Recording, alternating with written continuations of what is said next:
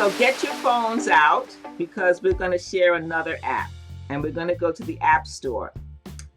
And you know what? I forgot to check to see if it's at Google Play, but I believe it probably is. I hope that it is on Google Play for Android. I know it is for smartphones for the iPhone. So we're going to type in the phone.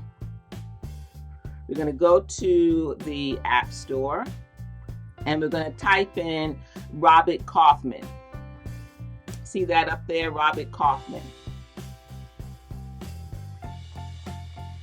Robert Kaufman has a fabulous app for calculating some of the numbers we need when we make our quilts. So I've already downloaded the app. I just need to open it.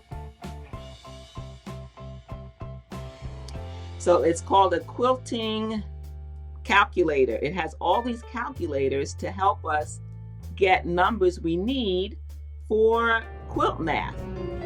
And some of them are the back and batting measurements we need, how many pieces to cut. Binding is another thing, border yardage. This is another fantastic app. We're going to look at the binding. And so the first one, it says the width of fabric. Let's say my width of fabric is 44 inches. I like a 2-inch binding. What size binding do you like? Write it in the comments. Let me know what size binding you like to finish your quilts in. I like a 2-inch.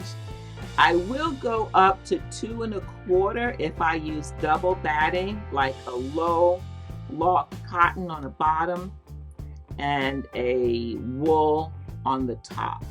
I'll go up to 2 1/4 inches. But most of my bindings are 2 inches. So we put in 2 inches. Say my quilt is 60 inches by 60 inches. So I just put in those numbers. And it says here, which is fantastic, you have 2 options, regular or bias binding. So now I just hit calculate, and it tells me the length of the binding, which is 250 inches, the number of strips to cut, and how much yardage I need. Just another tip for those of you who didn't know about this app.